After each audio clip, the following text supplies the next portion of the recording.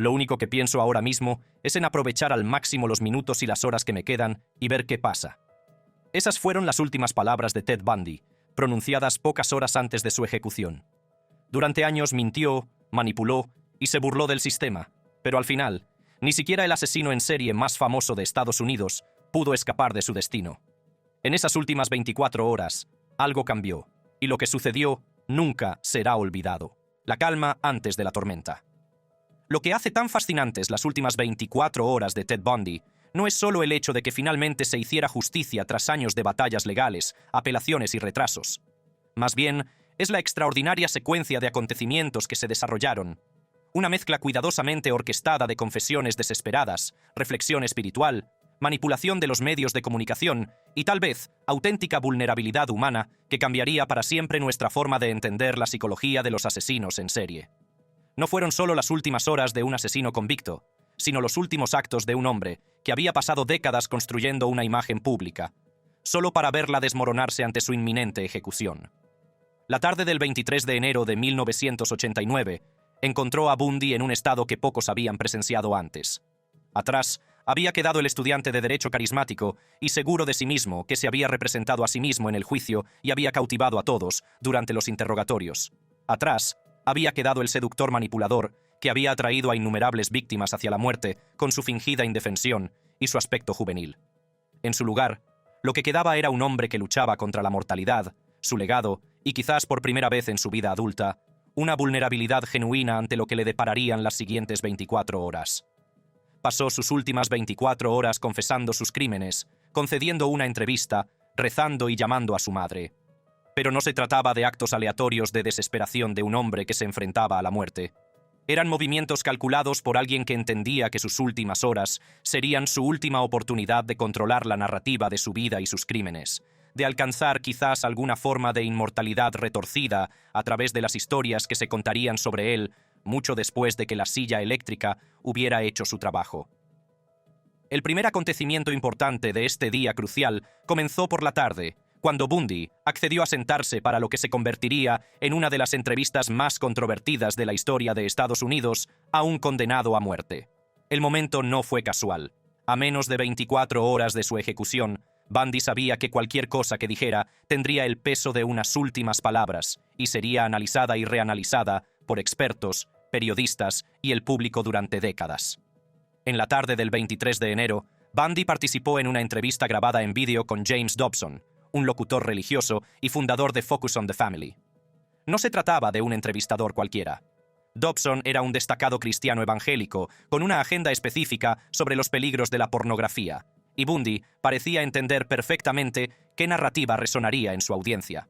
La elección del entrevistador fue tan calculada como todo lo que Bundy había hecho a lo largo de su carrera criminal. La entrevista en sí fue una lección magistral de manipulación, incluso cuando Bundy se enfrentaba a sus últimas horas. Cuando Dobson le preguntó por su estado de ánimo, la respuesta de Bundy reveló la complejidad de su estado psicológico. Está previsto que sea ejecutado mañana por la mañana a las 7 en punto, a menos que se le conceda otro aplazamiento. ¿Qué pasa por tu mente? Bueno, no te voy a engañar diciendo que es algo que siento que puedo controlar.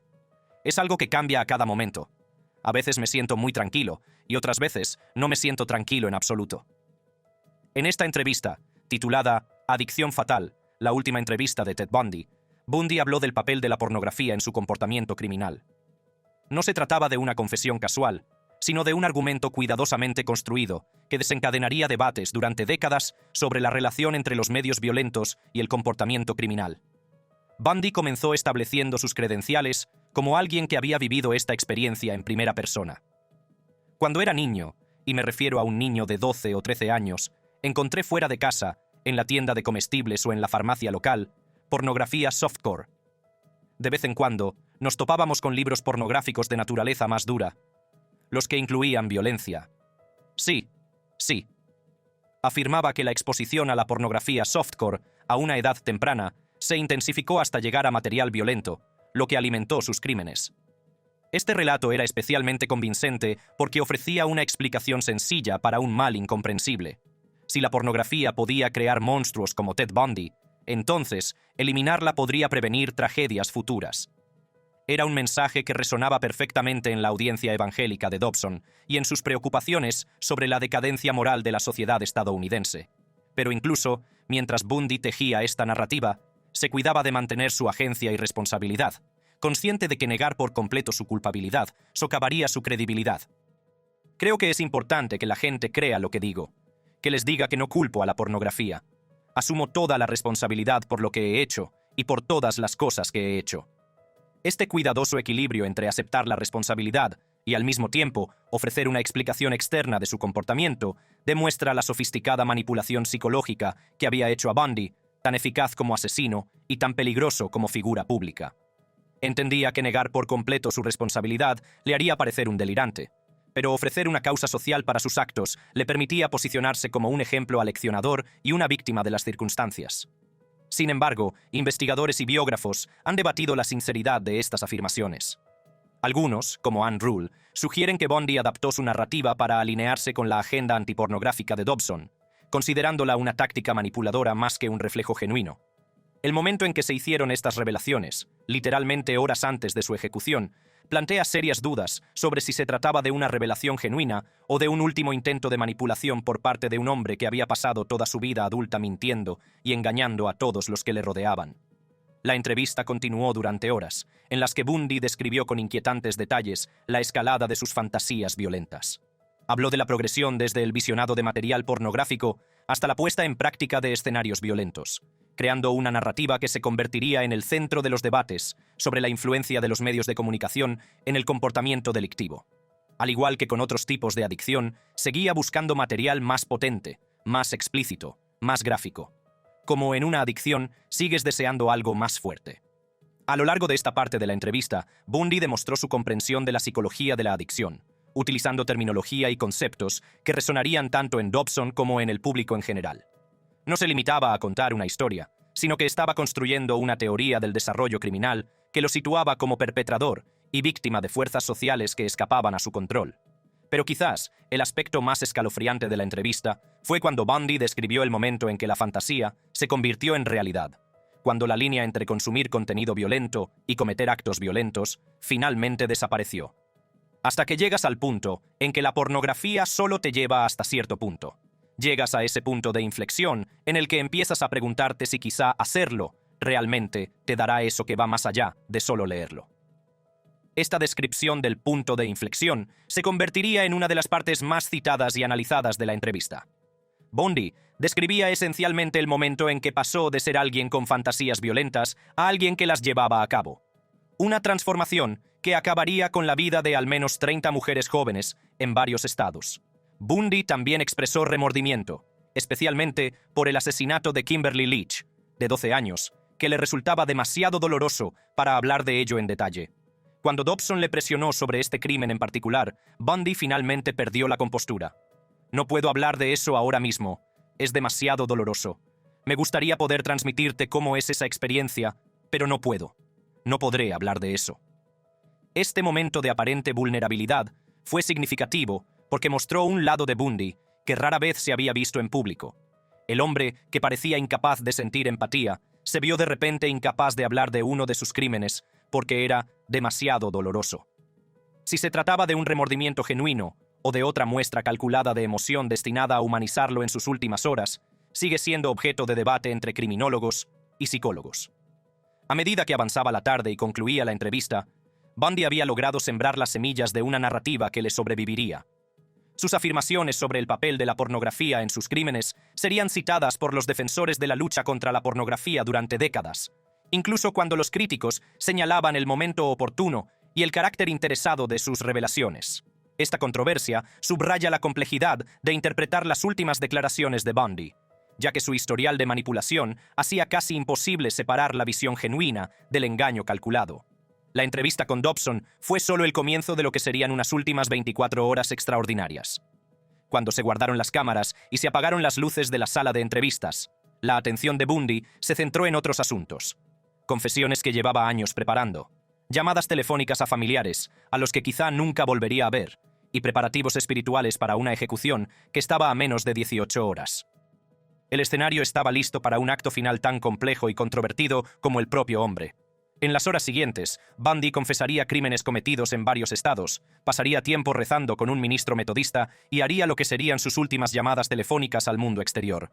Cada acción estaba cuidadosamente calculada, cada declaración redactada con precisión, mientras uno de los asesinos en serie más notorios de Estados Unidos se preparaba para enfrentarse a su destino en la silla eléctrica de Florida. Confesiones a la sombra de la muerte. Cuando la oscuridad cayó sobre la prisión estatal de Florida en la tarde del 23 de enero de 1989, el ambiente dentro de sus muros se volvió cada vez más tenso y surrealista. A menos de 12 horas de su ejecución, Ted Bundy estaba a punto de embarcarse en la confesión más importante de la historia criminal estadounidense. Lo que ocurrió aquella noche no fue solo una serie de confesiones, sino una actuación cuidadosamente orquestada por un hombre que comprendía que sus últimas horas representaban su última oportunidad de controlar la narrativa de sus crímenes y tal vez asegurarse algún tipo de legado retorcido. Más tarde ese mismo día, Bundy confesó a los investigadores, entre ellos el agente especial del FBI Bill Hackmeyer, unos 30 homicidios cometidos entre 1973 y 1978 en estados como California, Oregón, Washington, Idaho, Utah, Colorado y Florida. No se trataba de un arrebato espontáneo de culpa o remordimiento, sino que formaba parte de lo que los investigadores habían dado en llamar el plan de Ted para ganar tiempo con sus huesos, consistente en ocultar detalles para negociar la suspensión de la ejecución, aunque esta estrategia fracasó, ya que las familias de las víctimas y el gobernador Bob Martínez se negaron a conceder más aplazamientos. El momento en que se produjeron estas confesiones no fue casual. Durante años, Bundy había dosificado cuidadosamente la información sobre sus crímenes, ocultando siempre los detalles suficientes para mantener su ventaja en las negociaciones y apelaciones. Entendía que el conocimiento era poder y, mientras poseyera información que pudiera ayudar a las familias en duelo a cerrar el capítulo o a resolver casos sin resolver, seguiría teniendo algún valor para las fuerzas del orden y el sistema judicial. Pero esa noche, con todas las apelaciones agotadas y su ejecución a pocas horas, la estrategia de Bundy había cambiado radicalmente. Ya no intentaba ganar tiempo ni negociar mejores condiciones. En cambio, se embarcó en lo que solo puede describirse como una última actuación, un intento de consolidar su lugar en la historia del crimen y, al mismo tiempo, presentarse como cooperativo y arrepentido. Proporcionó un desglose por estados: 11 en Washington, 3 sin identificar, 8 en Utah, 3 sin identificar, 3 en Colorado, 3 en Florida, 2 en Oregón, ambas sin identificar, 2 en Idaho, 1 sin identificar, y 1 en California, sin identificar. Estas cifras representaban algo más que simples estadísticas. Cada una de ellas correspondía a una joven cuya vida había sido truncada, a familias que habían pasado años buscando respuestas y a comunidades que habían vivido con miedo durante el reinado del terror de Bundy. La naturaleza metódica de sus confesiones reveló el verdadero alcance de sus crímenes y la forma calculada en que había operado a través de las fronteras estatales. Bundy no era un asesino desorganizado que actuaba al azar, sino un depredador que había seleccionado sistemáticamente a sus víctimas en una amplia zona geográfica, a menudo sincronizando sus crímenes con sus desplazamientos entre diferentes estados y jurisdicciones. Lo que hizo que estas confesiones fueran especialmente escalofriantes fue la frialdad con la que Bundy hablaba de sus crímenes. Los agentes del FBI que lo entrevistaron esa noche describieron a un hombre que hablaba de asesinato con la misma distancia emocional con la que otros podrían hablar de su trayecto diario al trabajo. No era la figura destrozada y arrepentida que algunos esperaban ver en sus últimas horas, sino el mismo individuo frío y calculador que había cometido esos crímenes años atrás. Las confesiones también revelaron el verdadero alcance del engaño de Bundy a lo largo de los años. Sus repentinas confesiones conmocionaron a sus allegados, incluida su esposa, Carol Ann Boone, que se sintió traicionada y rechazó su llamada telefónica la mañana de su ejecución. Durante años, Boone había creído en la inocencia de Bundy, llegando incluso a casarse con él durante el juicio y a tener un hijo suyo mientras él estaba en el corredor de la muerte. Las confesiones destrozaron por completo esa fe, dejándola enfrentarse a la realidad de que había amado y defendido a un asesino en serie. A medida que pasaban las horas, las confesiones continuaban. Bundy habló con los investigadores sobre crímenes que habían acosado a los departamentos de policía durante años, proporcionando detalles que solo el asesino podía conocer. Describió los lugares donde se podían encontrar los cadáveres, los métodos que había utilizado para deshacerse de las pruebas y detalles sobre su proceso de selección de víctimas que resultarían muy valiosos para los perfiles criminales y las fuerzas del orden. Pero incluso en sus confesiones, Bundy mantuvo su faceta manipuladora. Dosificó la información de forma estratégica, a veces proporcionando detalles cruciales y otras veces manteniéndose frustrantemente vago. Estas confesiones formaban parte de lo que se denominó el plan de Ted de huesos a cambio de tiempo, en el que ocultaba detalles para negociar la suspensión de la ejecución, e incluso en sus últimas horas parecía incapaz de abandonar por completo las tácticas que habían definido su relación con las fuerzas del orden durante más de una década. La dinámica psicológica que se desarrolló durante estas sesiones de confesión fue compleja y profundamente inquietante. Por un lado, Bundy parecía sentir satisfacción al poder finalmente hablar abiertamente de sus crímenes, sin la pretensión de inocencia que había caracterizado sus declaraciones públicas durante años.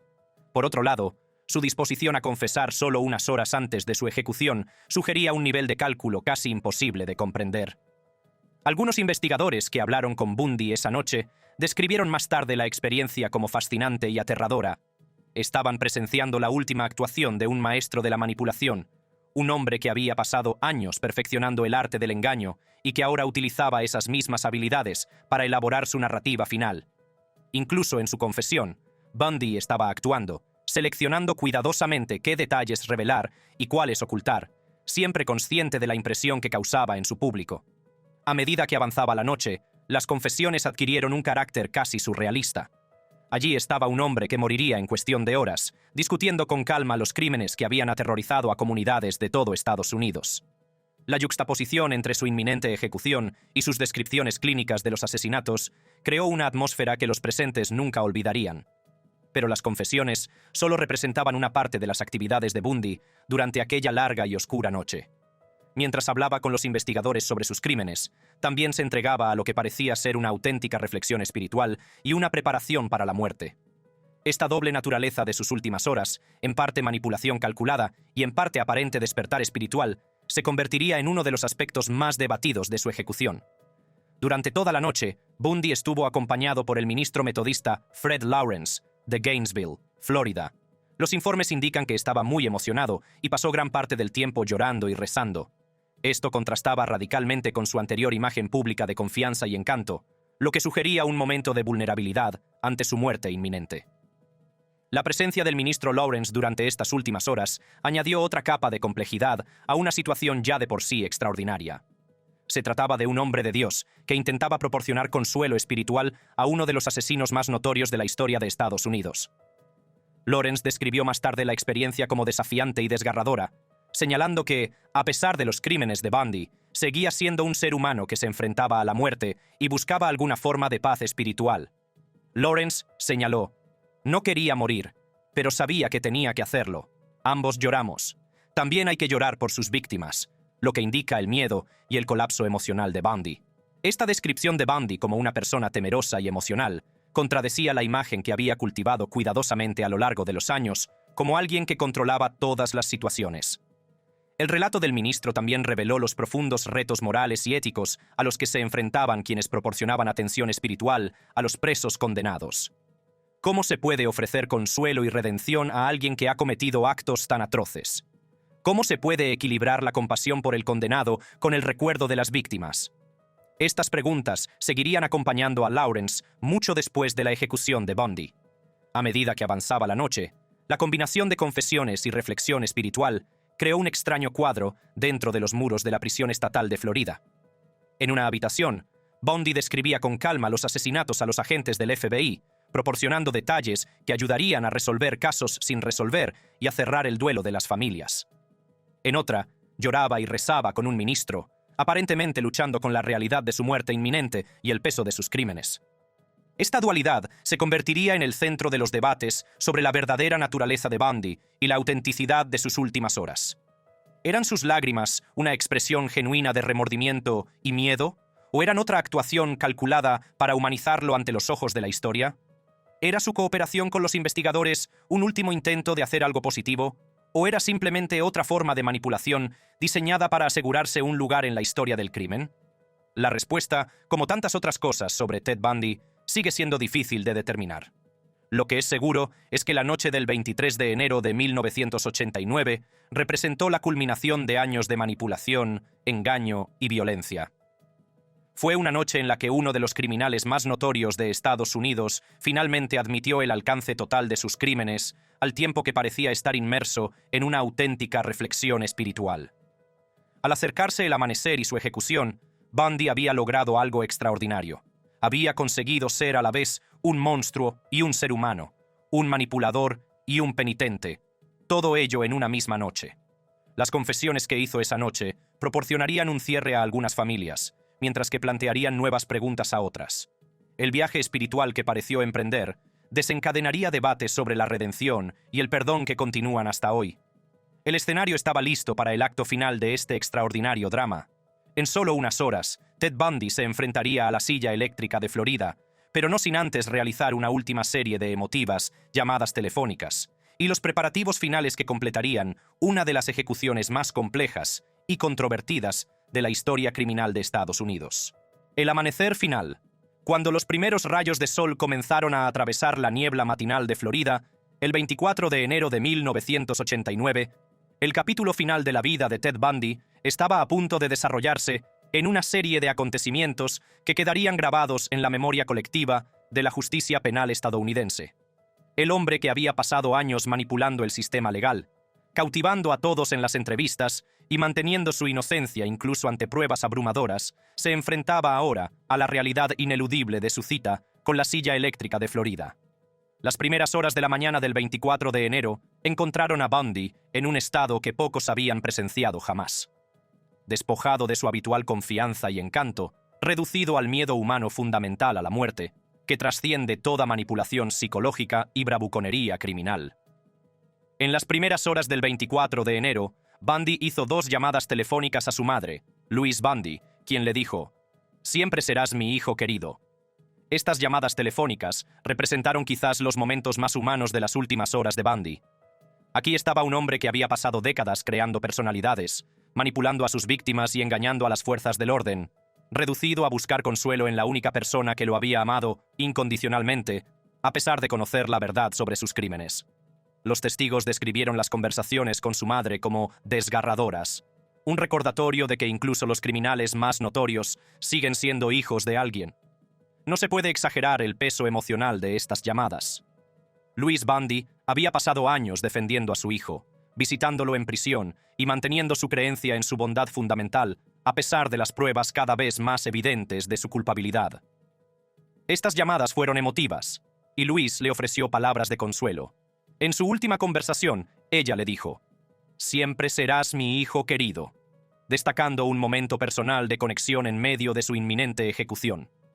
A medida que avanzaba la mañana, comenzaron los preparativos rituales para la ejecución. Bundy se negó a elegir su última comida, una práctica habitual entre los condenados a muerte. Se le sirvió la comida habitual: filete, huevos, patatas fritas y tostadas, que, según se informa, no tocó. Incluso este simple gesto de rechazar su última comida parecía cargado de simbolismo. ¿Era un último acto de rebeldía, una expresión de su miedo o simplemente la manifestación física de su ansiedad por lo que estaba por venir? La preparación psicológica para la ejecución es un proceso que pocos pueden comprender realmente. A medida que se acercaba la mañana, lo prepararon para la ejecución, lo que incluía afeitarle la cabeza para aplicar un ungüento conductor que mejorara la conductividad de los electrodos de la silla eléctrica. Esta preparación clínica despojó a Bundy de los últimos vestigios de su apariencia cuidadosamente mantenida, reduciéndolo a la realidad biológica fundamental de un condenado que se prepara para morir. Fuera de los muros de la prisión, se desarrollaba una escena muy diferente. Las multitudes fuera de la prisión vitoreaban, y algunos coreaban: «¡Arde, Bundy, arde!». La reacción del público ante la inminente ejecución de Bundy fue sin precedentes en cuanto a intensidad y celebración. Fuera de la prisión se reunió una multitud de aproximadamente 500 personas, muchas de las cuales vitoreaban y coreaban: «¡Arde, Bundy, arde!». Algunos encendieron fuegos artificiales y golpearon sartenes, lo que reflejaba el intenso sentimiento público contra Bundy. Esta celebración pública de una ejecución era inusual incluso para los estándares estadounidenses, y reflejaba el horror particular que los crímenes de Bundy habían inspirado en la conciencia pública. Esta reacción no tenía precedentes en Florida, donde las ejecuciones eran relativamente comunes, lo que subrayaba el impacto único de su caso. Entre la multitud que se congregó en el exterior, había policías fuera de servicio, y se exhibieron pancartas con lemas como «Arde, Bundy, arde» y «Bon voyage», y la fraternidad Chi Phi de la Universidad Estatal de Florida organizó una barbacoa en la que se servían hamburguesas Bundy y perritos calientes electrificados, bajo una pancarta que proclamaba «Mirad cómo fríen a Ted, ved cómo muere Ted». A medida que se acercaban las 7 de la mañana, los últimos preparativos dentro de la prisión alcanzaron su punto álgido. Aproximadamente a las 7:06, Bundy fue conducido a la cámara de ejecución de la prisión estatal de Florida. Descrito como pálido y sin su habitual arrogancia, saludó con la cabeza a algunos de los 42 testigos, entre los que se encontraban los fiscales, mientras lo ataban a la silla eléctrica. Los testigos que observaron los últimos pasos de Bundy describieron a un hombre que luchaba claramente contra el miedo y la realidad de su situación. Uno de ellos recordó más tarde: entraron 2 guardias corpulentos con Bundy entre ellos, que estaba blanco como un cadáver. Lo llevaron hasta la silla eléctrica, lo ataron y le permitieron pronunciar sus últimas palabras. La transformación en el comportamiento de Bundy fue notable para quienes habían seguido su caso durante años. No era la figura carismática y segura de sí misma que se había presentado ante el tribunal o que había cautivado a los periodistas durante las entrevistas. En cambio, los testigos describieron a un hombre que comprendía claramente que su tiempo se había acabado, que todas sus manipulaciones y maniobras legales habían llegado finalmente a su fin. Otro testigo proporcionó detalles adicionales sobre los últimos momentos de Bundy y su interacción con los presentes. Ted Bundy estaba muy conmocionado cuando lo llevaron a la sala. Necesitaba ayuda. Una vez que lo colocaron en la silla, comenzaron a atarle las correas alrededor de los tobillos, las piernas y la cintura. Empezó a recuperar la compostura. Esta descripción revela el complejo estado emocional que experimentaba Bundy en sus últimos momentos. Terror inicial y debilidad física, seguidos de un intento por recuperar algo de control y dignidad. Incluso ante la muerte, Bundy intentaba controlar la impresión que causaba en quienes lo observaban. Cuando le pidieron que pronunciara sus últimas palabras, dudó antes de decir: «Jim y Fred, quiero que le deis mi amor a mi familia y a mis amigos», dirigiéndose a su abogado, Jim Coleman, y al ministro Fred Lawrence.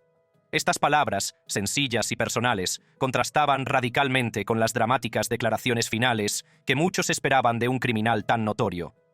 No hubo una gran confesión, ni una dramática súplica de perdón, ni ningún intento de explicar o justificar sus crímenes. Solo una sencilla petición de que transmitieran su amor a quienes le habían permanecido fieles a pesar de todo. Las únicas palabras que pronunció fueron: «Dale mi amor a mi familia y a mis amigos», lo que me pareció un poco extraño. El testigo que grabó estas últimas palabras señaló lo extraño que le pareció, sobre todo teniendo en cuenta los crímenes de Bundy y las familias de sus víctimas, que nunca recibirían un mensaje así de sus seres queridos asesinados. Fue un momento que resumió la trágica ironía de toda la situación. Allí estaba un hombre pidiendo que se transmitiera su amor a su familia, mientras que las familias de sus víctimas se habían visto privadas de esa misma oportunidad por sus acciones. A las 7:16 de la mañana, tras un aumento repentino de 2000 voltios durante un minuto, Bundy fue declarado muerto. Los testigos describieron la ejecución como clínica y eficiente, en marcado contraste con los años de drama legal y fascinación pública que la precedieron. Accionaron el interruptor y a medida que la electricidad recorría su cuerpo, se podía ver cómo apretaba el puño con el pulgar entre los 2 dedos. Y recuerdo que en ese momento pensé: me pregunto cuántas gargantas habrá apretado ese puño. La observación de este testigo captura el profundo impacto psicológico de presenciar la ejecución de Bundy. Incluso en la muerte, los observadores no pudieron evitar pensar en sus crímenes y en las víctimas a las que había quitado la vida. La reacción física a la corriente eléctrica sirvió como un sombrío recordatorio de la violencia que había infligido a otros. Cuando se cortó la electricidad, un médico le desabrochó la parte delantera de la camisa, le colocó un estetoscopio en el pecho y finalmente dio un paso atrás y declaró la muerte de Bundy. Entonces, creo que fue el alcaide quien anunció que se había ejecutado la pena de muerte. Con esas palabras, uno de los capítulos más notorios de la historia criminal estadounidense llegó a su fin. Ted Bundy, el hombre que había aterrorizado a comunidades de varios estados, manipulado el sistema legal durante años y se había convertido en un símbolo del mal inexplicable, había muerto. Tras su muerte, el cuerpo de Bundy fue incinerado en Gainesville, Florida, y sus cenizas fueron esparcidas en las montañas Cascade, en el estado de Washington, según su voluntad. Incluso después de muerto, Bundy logró controlar un último aspecto de su historia: regresar, al menos simbólicamente, al noroeste del Pacífico, donde había comenzado su ola de asesinatos y donde tantas de sus víctimas habían perdido la vida. Se le extrajo el cerebro y se estudió en busca de anomalías, pero no se encontró ninguna, lo que contribuyó a los debates en curso sobre las raíces psicológicas, más que fisiológicas, de su comportamiento. Este último intento de comprender qué había hecho a Bundy capaz de tal maldad resultó, en última instancia, tan inconcluso como los años de evaluación y análisis psicológicos que lo precedieron. Gracias por vernos. Si te ha gustado, sigue con la aventura haciendo clic en uno de los vídeos sugeridos que aparecen ahora en tu pantalla para disfrutar de más contenido increíble.